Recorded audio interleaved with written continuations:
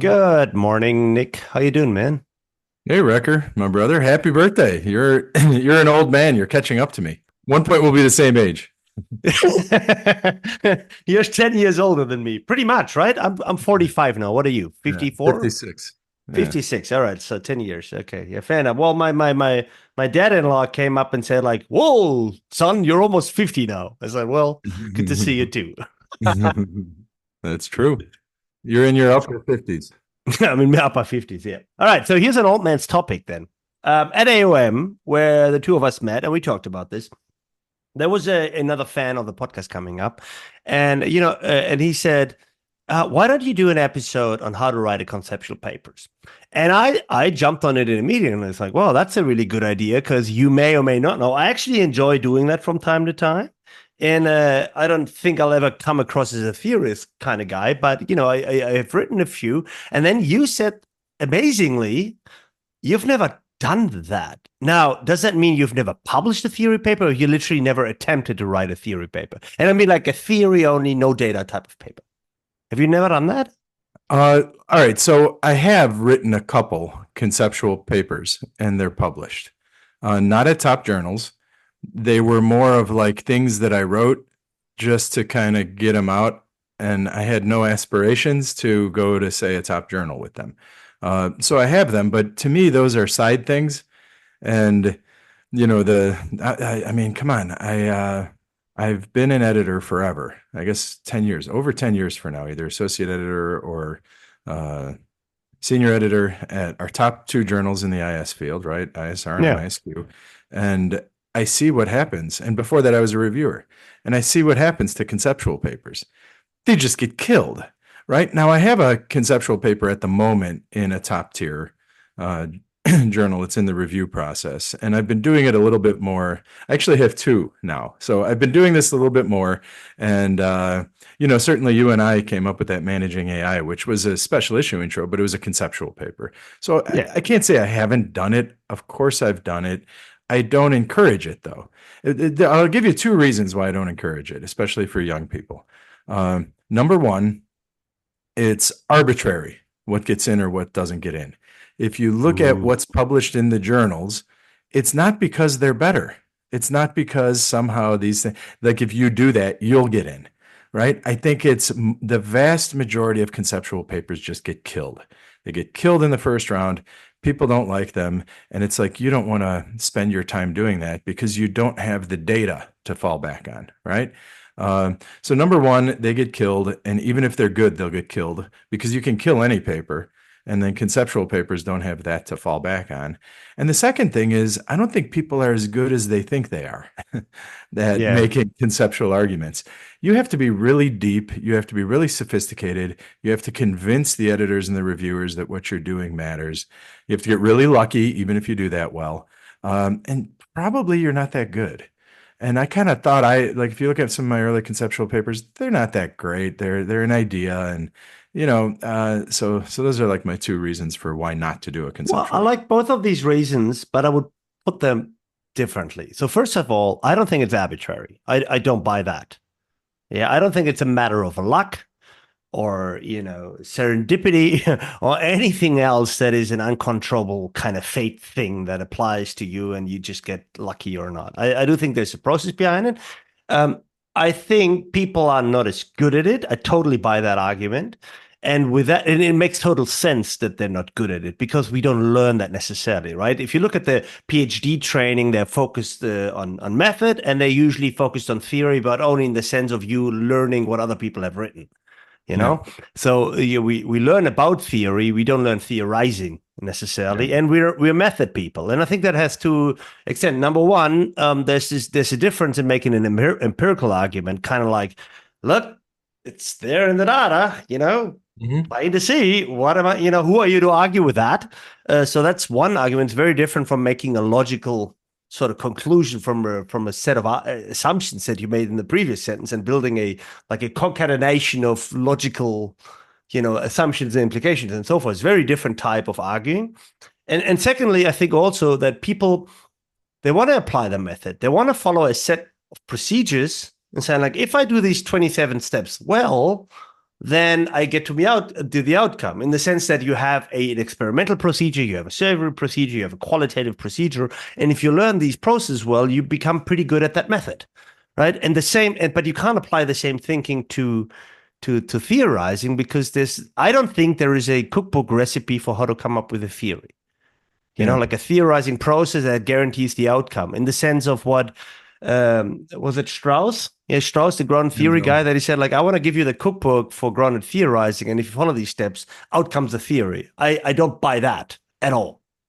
Well, so as far as what Strauss said and what he didn't, I don't know. I think that's a different kind of discussion about what Strauss said and what Glaser said. And I think sometimes what we think they said and what they actually said are maybe not the same Yeah, thing. fair enough. Yeah. But if you go back to it's arbitrary, this is why I say it's arbitrary, because I think there are a lot of very mediocre conceptual papers that end up getting published that offer very little value and have that this is my agenda for future research, and they're lame. So people look at those papers and they say, oh, if I do a lame paper like that, I will also get an MIS quarterly. And then they send it and they get rejected in the first round. And their paper might even be better than the one that was published, right? So that's what I mean by it's arbitrary. I think there are some of these conceptual papers that are not particularly strong that find their way in. And I don't think, and you see those published, but you don't see the 100 papers that are as good or better or similar that got rejected. But I think that argument holds, but it holds for every type of paper. I can give you 100 pretty boring as shittily done empirical papers. I think this is representation bias. I think you notice those mediocre theory papers because we do have less theory papers, so then the mediocre paper stands out more. It looks like we have more of them, where in fact we have less of them. Most empirical papers are pretty mediocre to begin with, but we don't notice them because we're kind of used to, well, there's 15 papers in the issues, but 12 of them will be boring. Right? Yeah. But there's only one or so theory papers in every issue, if that. And then if that one is mediocre, we notice immediately. So I don't think it's more or less mediocrity in these types of papers. Yeah, that's a good point. All right, but here's the thing. We're talking about conceptual papers, and you brought up theory a few times. There are different types of conceptual papers, Recker. Oh, yeah. Right. I think the one type would be a lit review, or a review of the right where, and we talked about that with the episode with Dorothy.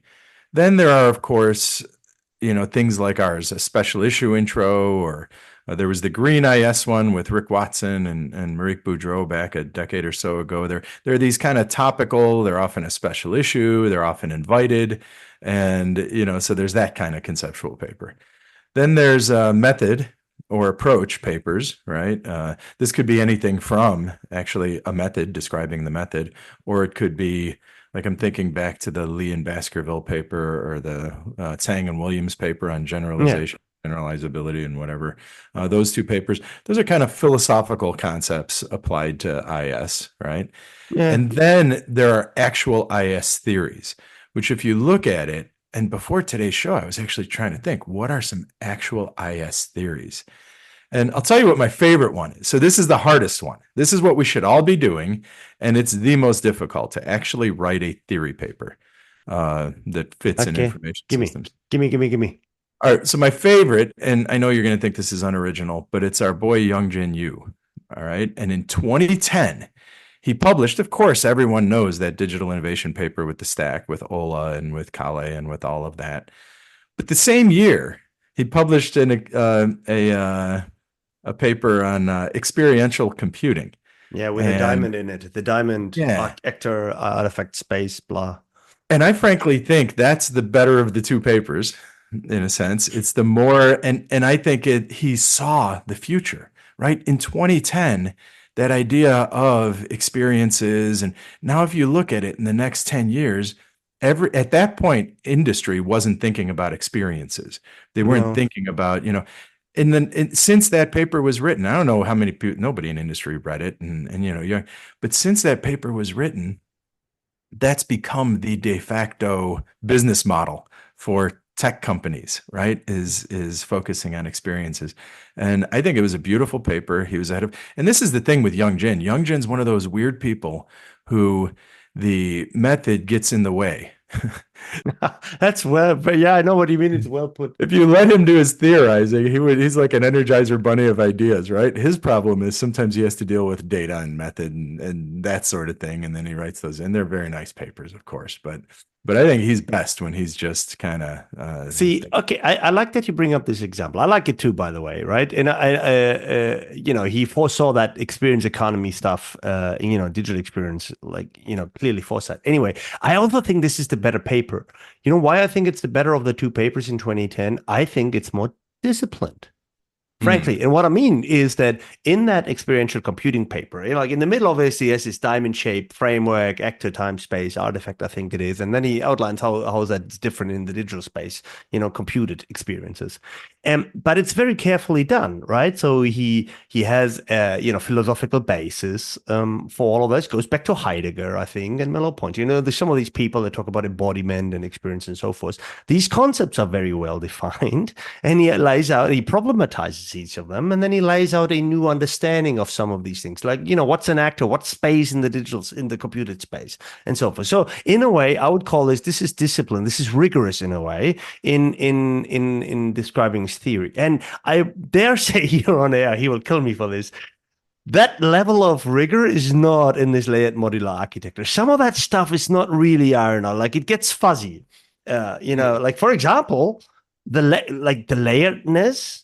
Like modularity, sure, like we get that, and it's taken from Baldwin. But layeredness, what is that a hierarchy? Is it, like I always struggle with this interpretation of this layeredness concept, even though it's fundamental. So again, I'm just saying, like to me, these are two different ways of theorizing, and I will say one of them is I think it's a little bit more structured, a little bit more rigorous, so to speak, a little bit cleaner, and that I think is a process that most people don't do well, this rigor, right? Or like I mentioned over to you, like I think this is the key bit in this disciplined imagination, not the imagination, the discipline behind it. And I think that's very often, frankly, what is lacking in many of these papers, that we throw around concepts, but we don't think about them deeply and we don't treat them carefully.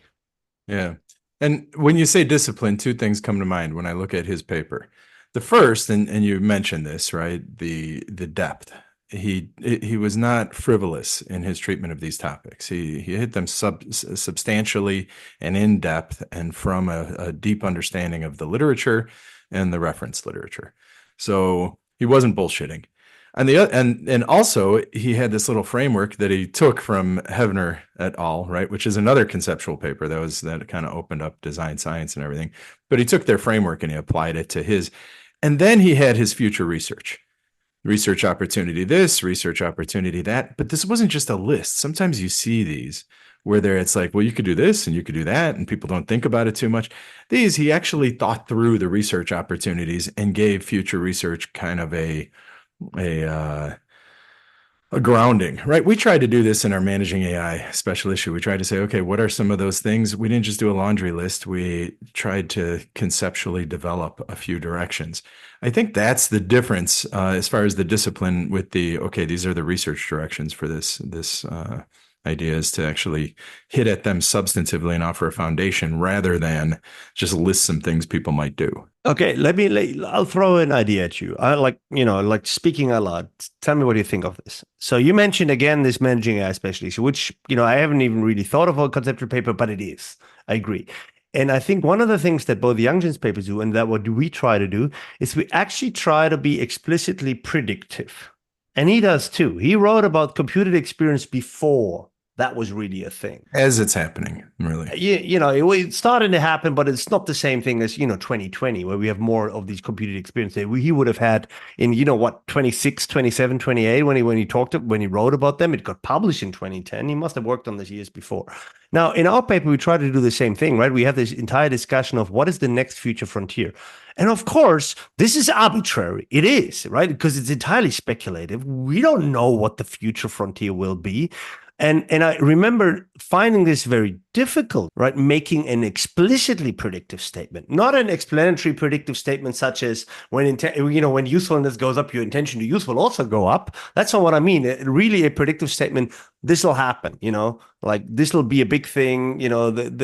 We will see the attention of an industry shift towards that particular aspect. That's a pretty bold, assertive, predictive thing to do. And maybe if you add that to your theorizing, that automatically makes it better in the sense of original and interesting. Because that's a daring thing to do, don't you think? Oh, absolutely. I mean, on the one hand, on the other hand, people in industry are doing it all the time, aren't they? They're always predicting what's going to happen next. I mean, Gartner has their EY, all these companies, they have their predictions about what's hot, right? And they try and catch it early. I think that, so you might like that and be enamored with that, but I kind of think that's fine to do, but it's not scholarship. That's just pulling stuff out of the air, right? If you look at our managing AI, a couple of predictions that we made are not the scholarship part. The scholarship part is characterizing this phenomenon, not as a thing, but as a frontier, and then identifying the dimensions that matter, that differentiate it, right? The hard part to me for a scholar is not the prediction. It's the conceptual depth and how you're cleverly coming. I think in our paper, we came up with a new way, you and I, and our co-authors, of thinking about AI in the IS field, right? And that has proven, at least for the 5 years since then, it's actually pretty, to me anyway, it's proving very useful. Like it's a useful way to think about it. Now, you mentioned that you're working on some conceptual papers at the moment. So as am I. Like before we got on this call, I was actually working on a revision. And, like last Friday, I was working on a different revision. 2 conceptual papers, different rounds. One of them is round 2, the other one's round 4, right? So different stage of maturity and revision process.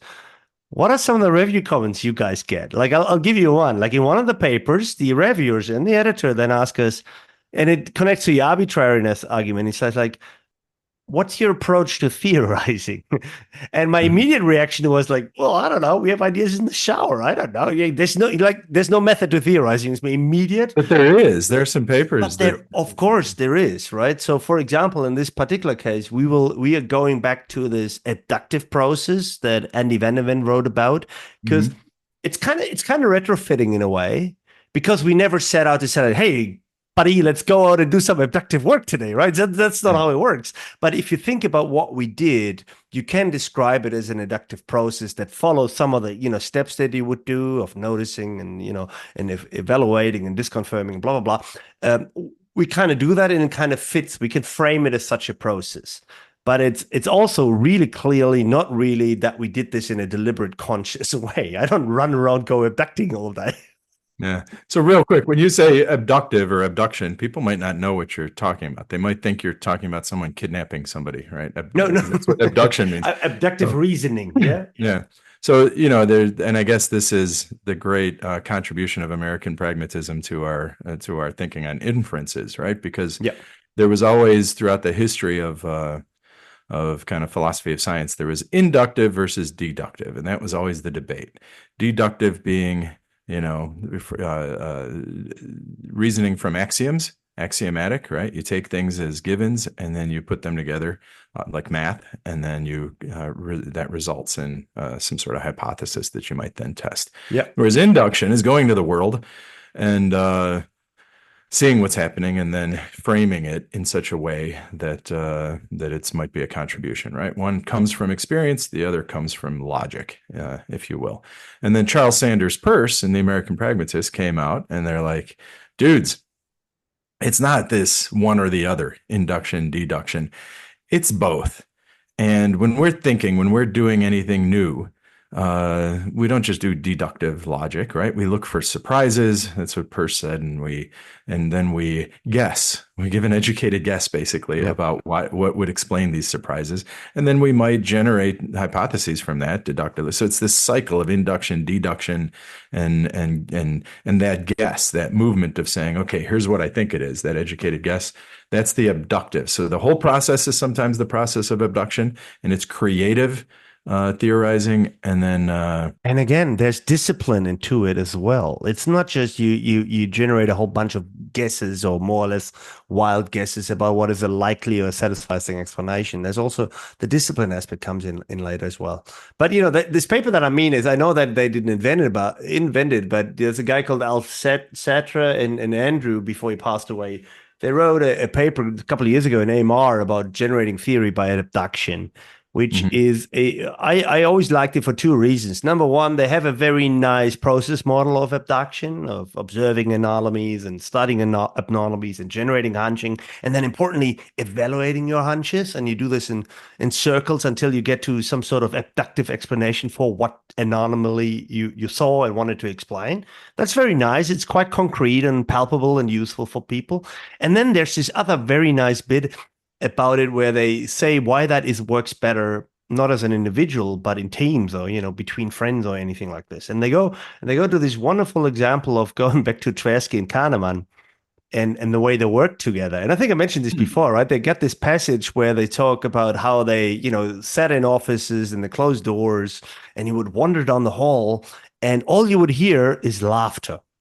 mhm, They were just goofing around all the time, having a lot of fun while they were working on their ideas. And they explained very well why that is very important, that you're in like in a very comfortable, friendly, safe space where it's okay to goof and throw ideas out there and not being criticized. And you don't have to worry about the consequence of your ideas. Just ideas, and between friends that's completely possible. And I like that. And I think that's actually very, very close to the truth. So, first of all, of course, that works better in pairs and teams. I spit around an idea, you spit around, and together we might get somewhere or not. And that process works better if you trust yourself and you enjoy doing that. yeah. Simple as that, right? But I think there's really something to having fun while theorizing. Yeah. I wonder if pairs is the way to go, because yeah, three, four, whatever. If you have smart people, it's all good. But I wonder if pairs is really the sweet spot. It's hard. People can do it alone. My favorite theory paper is Farjun. This 2010 Yeah, the dualism and ability and duality change. paper. Is Yeah. that the one? So Yeah. yeah, where he basically argues it's not like stability or change. For all change, you need stability. For all stability, you need change. And it's pretty obvious. And I imagine there are other people who have said it, but I just love that paper. I think it's wonderful. Um, but he wrote that alone.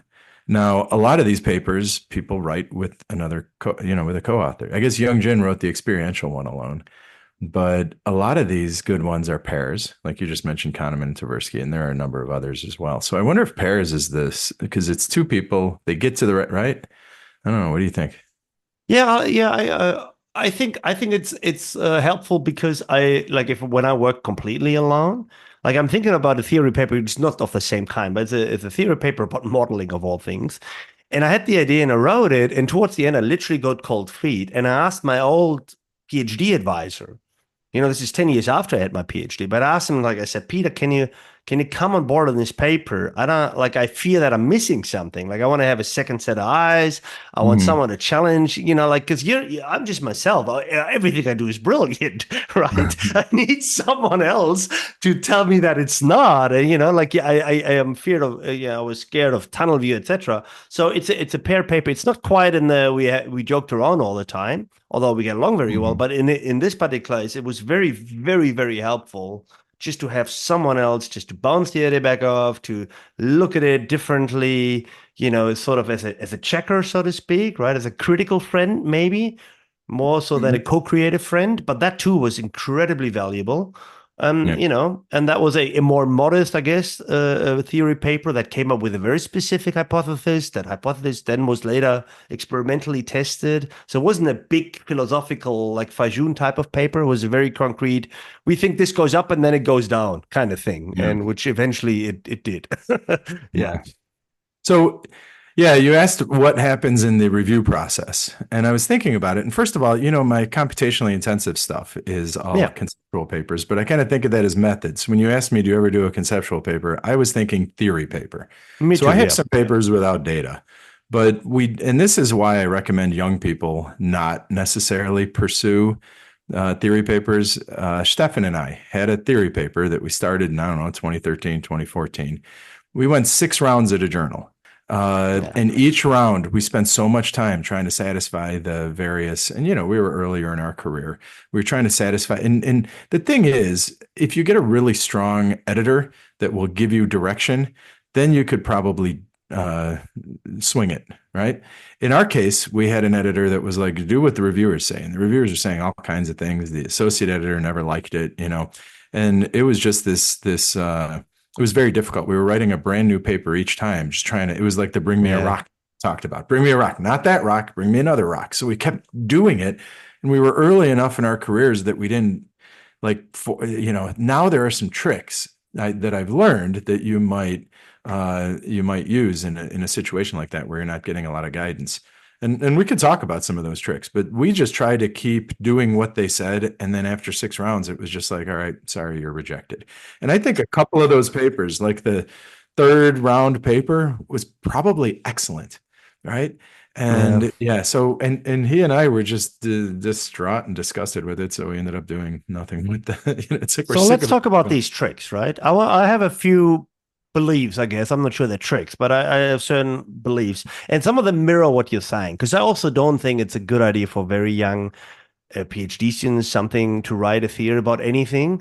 The reason, though, is not because they're young or anything like this. The main reason I have is that you write better theories about a field of practice, say, or a phenomenon, if you really, really know that very well. Like take me in modeling. I've done 20 years of research on modeling. I've seen modelers. I've studied modelers. If when I write a theory about modeling, it's very much steeped in the practice of modeling and everything around it. So I know the practice, I know the literature, and I would dare say that puts me in a better position to write a theoretical paper about something that has to do with modeling, right? So I think most young folks don't have that just simply because they haven't observed the phenomenon for 10 years. They haven't been around it for such a long Well, time, right? maybe, but I don't know. I probably knew, for example, institutional theory way better when I was getting my PhD than I do now, right?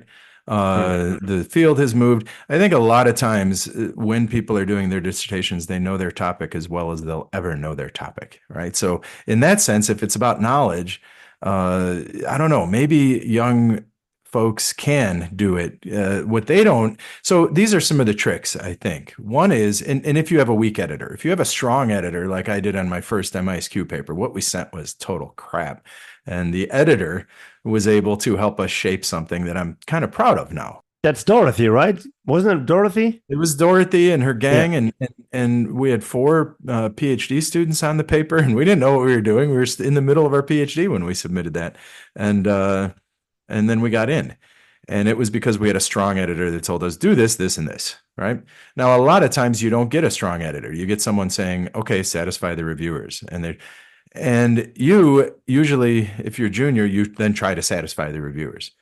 One trick that I think you need to do now is if there's any sort of, if there's not a clear path to publication, you have to get together with the editor and get a clear path to publication. You have to ask questions about decisions. Say, we have a option A or B. We can do this, we can do that. And maybe one I ran into recently was research note. The reviewers think we might do a research note. They think we might do a full paper. You sit down with the senior editor and you go, all right, what do you think? Here's the argument for a research note. Here's the argument. And then they're forced to either make a decision or say your decision sounds reasonable. Now that you've done that in a Zoom call or an email with them, now when you go back with the revision, when you address those reviewer comments, you say, in a conversation on April 8th with the senior editor, the senior editor said it makes sense to follow a research note format. So we're following a research format in line with the senior editor. So you're using the senior editor. You're hiding behind the skirts of the senior you're literally hiding. That's why I don't like. I see where you're coming from, and it's probably very effective. Yeah, I get that. It's works. A bit of a hiding strategy, right? It's a bit of a defensive strategy. It's probably very effective. It is. Yeah. Yeah, but you want to shut up and the bottom line is if you just argue with them and say you don't know what you're doing, they get their, just assume these reviewers are very insecure, little sensitive people that if you don't do what they say, I mean, I've had reviewers 2 rounds in saying, you're not listening to me with my previous round, and they get really hostile. It's like, you true. That does happen. All the power is on the reviewer side, right? For when you have a weak editor.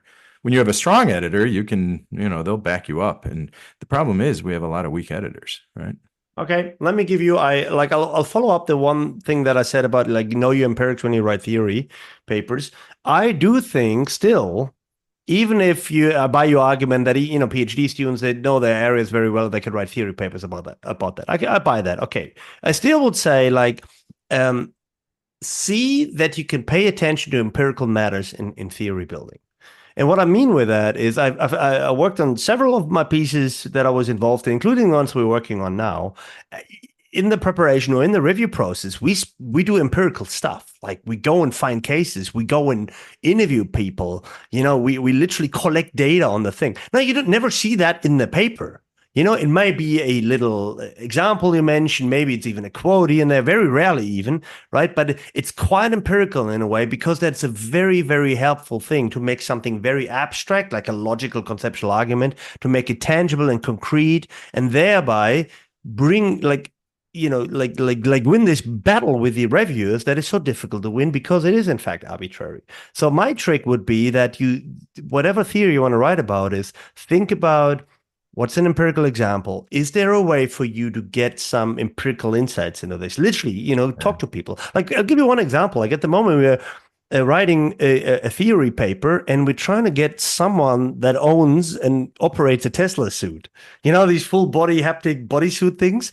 It's really difficult because they're bloody $50,000 a piece, and we don't really find adopters of them on the street. So it's really difficult, but we really want to talk to someone because we want to focus on, whatever one aspect of that use.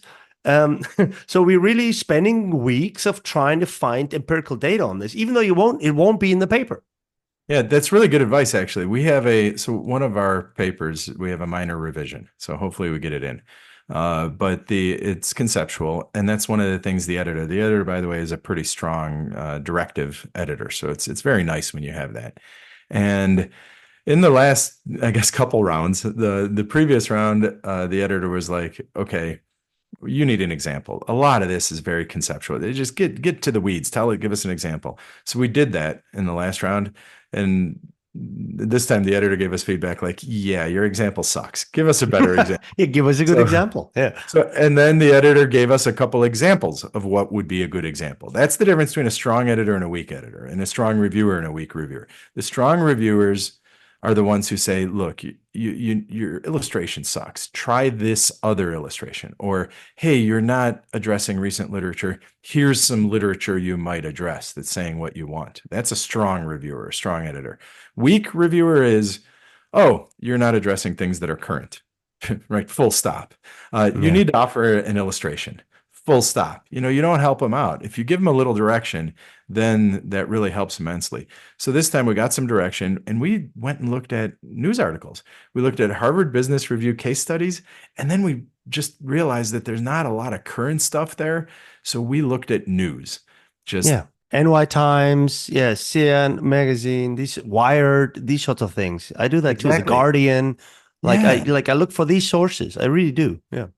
And for the illustrations we're using, that's pretty much where we got just Googling for a bunch to really get current events with this particular. And then you want to apply a little bit of a, like a quality control. You don't want to take any internet source and not just some weird blog or whatever. But, there is good journalism and bad journalism out there. And it's pretty easy to spot which one's which, right? So as I said, you can cite a New York Times article. That's a pretty good source about a case. You don't find everything in the New York Times, but anyway, so there is stuff that you can do. Wired stuff is pretty good sometimes. Anyway, so I would do this too. All right, I want to give you a second trip. It's kind of obvious if you think about it, but the trick is to realize that there's genres of theorizing as well. Like there are genres of qualitative papers, and there's genres of econometrics papers. Everything has these different subsets, and I think a lot of people don't really know what their theory really falls in. And then whether it's a proposition style or a narrative style or a systemic framework or variance theory, all these different distinctions that we might have. And you would write them differently depending on whether or not you develop a bunch of propositions, whether or not you have a process theory or a variance theory or a systems model kind of theory, right? So the second trick would be to figure out what is the genre of theorizing that I'm in, And there's some nice papers on these differences, and like Job Cornelissen and AMR writes about these different genres, and then find a good example that fits your genre, right? For example, the a theory review that I wrote on conceptual modeling mediation digital world. That is a paper that we modeled quite structurally, quite explicitly on a paper that Brian wrote about a completely different topic in AMR, but it follows a particular style of setting up the arguments. Take an assumption, problematize the assumption against reality, come up with a better assumption. Bam, bam, bam, bam, bam, bam. All the way. There's not a single proposition in there. Yeah, but think about what you just said.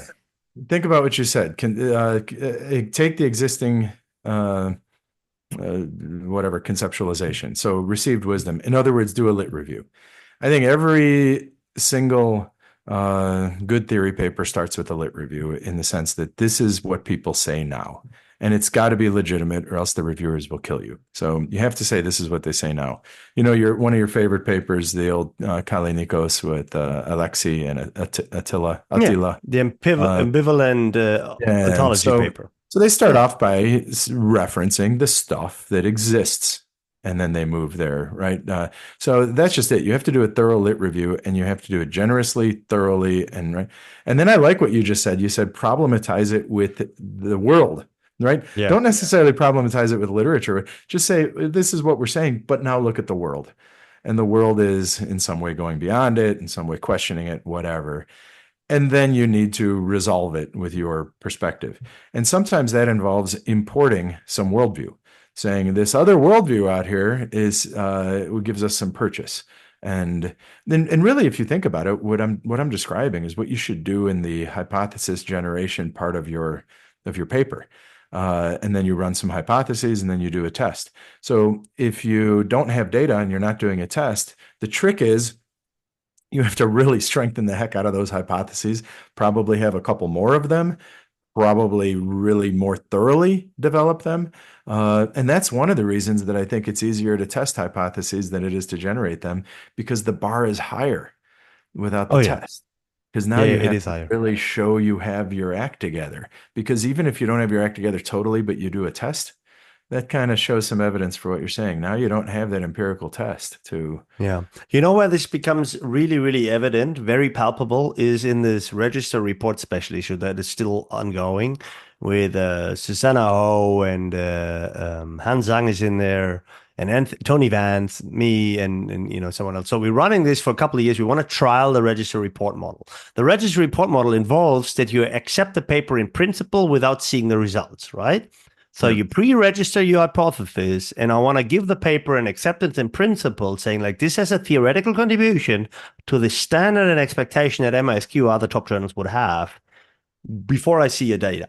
Now, this is very difficult. It's difficult for many reasons. One of them is editors don't know how to handle such a paper. We really struggle. Reviewers don't know how to evaluate a paper without data. They really struggle. But also, and this connects to this conversation here, authors don't really know how to theorize and build up their hypothesis in such a way that they can demonstrate, regardless of the outcome of the test, this will be a theoretical contribution. Because it's not as simple as saying, here's my expectation. My expectation is this error will go up, and then the test will later show it'll go down. No, the point is to say, like, this will be important to know, and this will be new knowledge either way, if it goes up or down, or it goes in a completely different direction, right? So just thinking about a particular phenomenon in a way of like, what do we learn irrespective of where the needle points, so to speak, is incredibly difficult for people, I think. And of course, then, also for the reviewers and editors, it's really, really difficult process. And it'll take some more years until we see a few of these examples, if any, right? It's quite tough on everyone.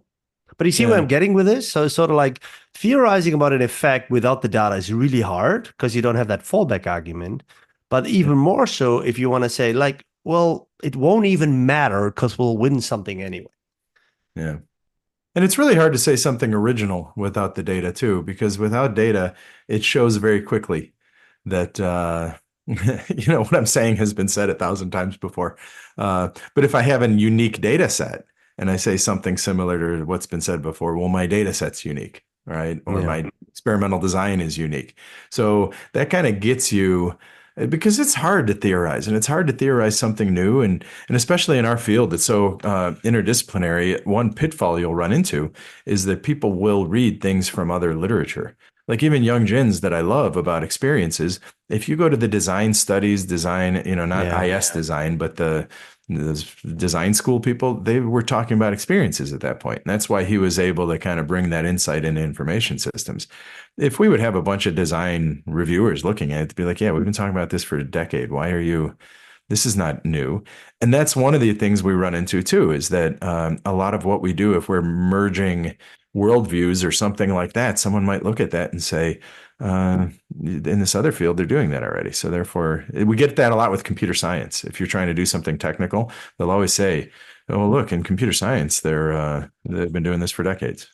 Well, yeah, you're right. It reminded me of this good old, are you starting a conversation or are you contributing it to conversation debate, right? So I was thinking, I got reminded of the Rick Watson's piece on Green IS that you mentioned earlier, where you could say, look, that was, what he did, he brought a conversation that other fields, including some in business, already had, and he brought it into our field. It wasn't new to the world, it was new to us, right? He said, like, we need to have this conversation as well, apply our socio-technical thinking to it, blah, blah, blah, but, this needs to happen.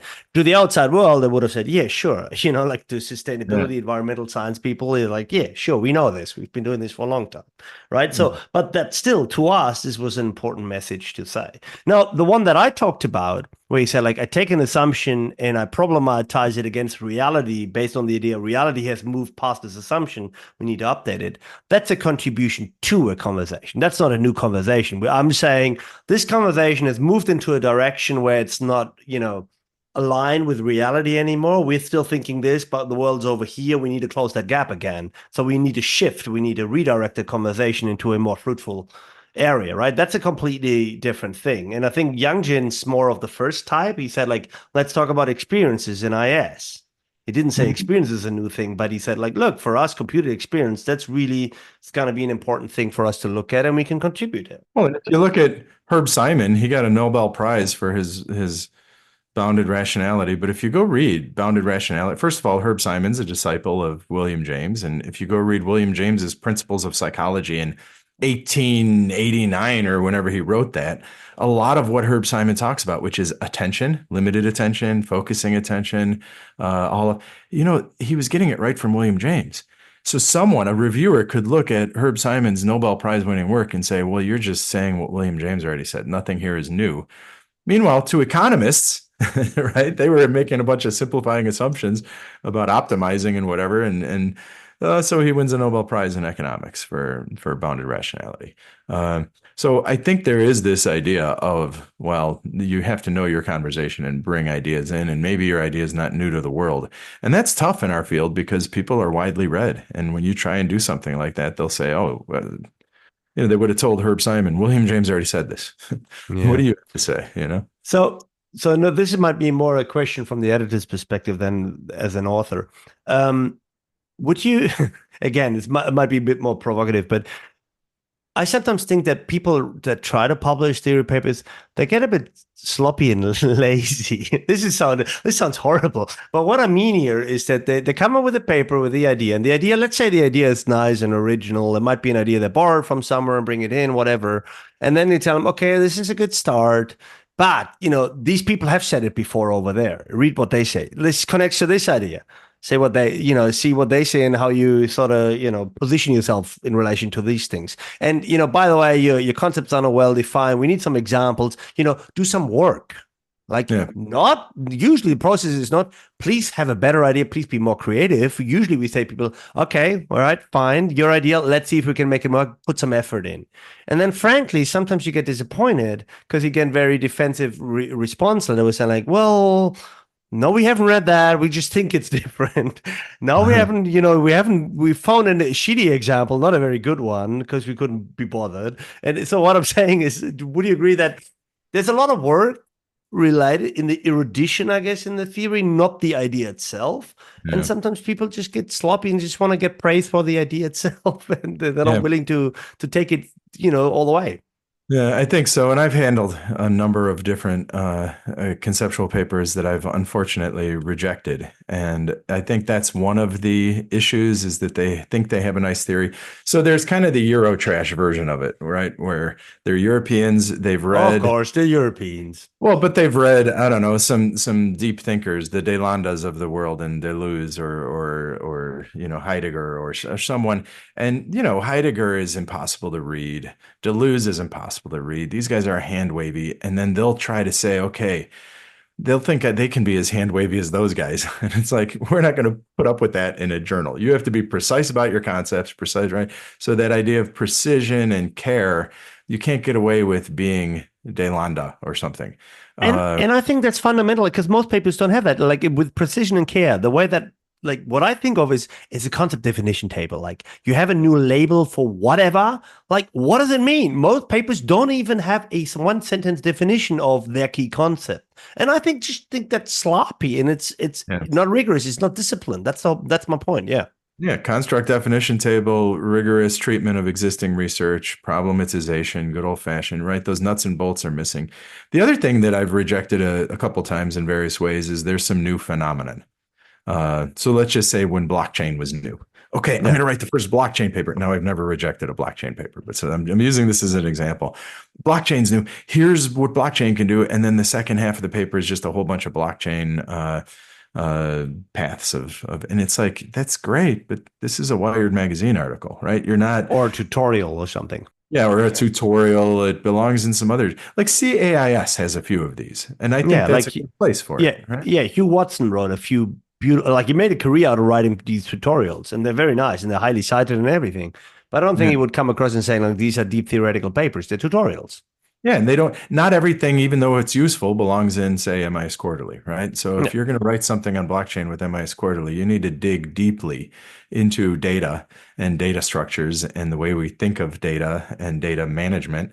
And then you need to problematize data management with these new distributed databases that run on blockchains. And then you need thoroughness and depth. And then that's just throwing it out there doesn't help. And now with AI, we have all these new kind of every year there's another cutting edge AI kind of framework. And just telling us about that is not in itself going to. So tell me this, like in this AI topic, like, okay, again, it sounds very arrogant. I'm a very arrogant, horrible person today, but I think have you seen a very good theory of what AI is? Something that's better than ours? No, what I mean, like I'm seriously like a way to think about AI in this wide thing of like the point of social science is to offer a new perspective, a different perspective, a way of looking at the world, a way of thinking about AI. Where the bloody hell is it? Like I see a lot of AI black box. I see AI on this. I see some nice empirical papers about what's different with AI. What I don't really yet see is a better theory than ours. Yeah, I'm not saying ours is great, but people don't really do this. It's the same thing that most citations that we have, they're not substantive either. It's not that people take the idea and take it further, and work on the concept some more or whatever, or disprove it or God knows. But people don't try to think about how to think about AI, and I'd like to see such a paper. Yeah. So what you just said, Recker, is that you and I made the definitive work. I very much doubt that. It was an open call, an open invite for people to theorize, to think and theorize, and write a beautiful theory paper on AI. And if you have it, send it to me. I'd like to publish one. Well, I guess the one competitor, if you wouldn't even call it a competitor, but I think we cite them, or maybe we were around at the same time, would be the Baird and Maruping, right, with their agents. Yeah, the agentic artifact paper. Yeah, and really that's, I think, conceptualizing AI, right? Especially right now, if you're looking at LLMs, like the frontier is these, what do they call them, compound AI systems with agents. And, that's really what's happening. It's agentic IS. And those agentic systems are doing stuff. So I would say that's the other one in our field that I think is the good. And there are probably others, but I would say those two are the ones everyone touches on if you're going to say something. But it's annoying that I still get papers using 4-year-old operationalizations of AI, and it's like, well, AI today is not what it was in 2020, right? It's a different thing. You have to operationalize it differently. But hey, listen, Recker. So what did we decide today? What was our did we come up with anything useful? Well, I think we did give a couple of tricks on how to get through the difficult part of writing, or getting a theory paper published. What I wonder though, if after listening to this, more people or less people will be inclined to attempt it. Yeah. Now that that we talked about it for an hour, you want to write more papers or less papers, theory papers? I'm at the point in my career where I can do whatever the hell I want. That's why I'm doing multiple theory papers and stuff now. I've always tried to do it, and I have published them. And while we were talking, it was going back in my head, and I realized that I've written conceptual papers as early as my PhD and gotten them published. Maybe not at top journals, but so I've always done it. Now that I think back, and you've always done it. And I think if you're into theory and you're into conceptualization, you probably can't help yourself. You got to knock out a few. I would strongly suggest for young people to make sure you're getting tenure. So do your empirical papers, Yeah. because I think your likelihood of getting published on a good empirical paper with some theory, strong method, that's how you get published. That's the form, whether it's qualitative, whether it's a kind of experiment. I don't care what your method is. Uh, Good Yeah, fair method, enough. know the fundamentals, have some good data, have a nice theory. Your likelihood of getting published is way more than if you know your stuff with theory and you submit it. You'll probably still, it could be a long process. You get rejected. No one knows how to handle it. I would recommend against it unless you've got your tenure covered. Then go ahead and do it and have fun. Yeah, fair enough. Yeah, why not? I mean, like, that I don't like this. Like, first do these things first, and then the other ones. But of course, you're right in the sense of like, there's lives at stake, careers at stake, and you want to do things that are a safe bet and a sure bet, and you need to apply some risk management strategies in this profession. It's sad. It is sad, and it wasn't the case when we were young, so to speak, in that position. But it is true, and it would be foolish to suggest otherwise to people. Like the reality is, if you're a postdoc, you want to get to this assistant prof, and you want to get to that tenure stage, there's a very high, very demanding expectations, and you're better off doing this because otherwise, it's a very risky career choice. I don't Yep. like it that it is that way, but it's be very, very naive to think that it's not like that because it is. So maybe you're right. And then you can write some theory papers for 10 years, like the one we're working on. For 2 years, we haven't done anything tangible, but we're thinking and we're talking and we're discussing. Every now and then, one of us writes a little bit, And it's mostly fun. me, and it's fun. And at some stage, it'll get somewhere, maybe. Yeah, yeah, exactly. All right, Nick, All right, my brother. good talking to you. Go get some rest. See you next time. Bye bye.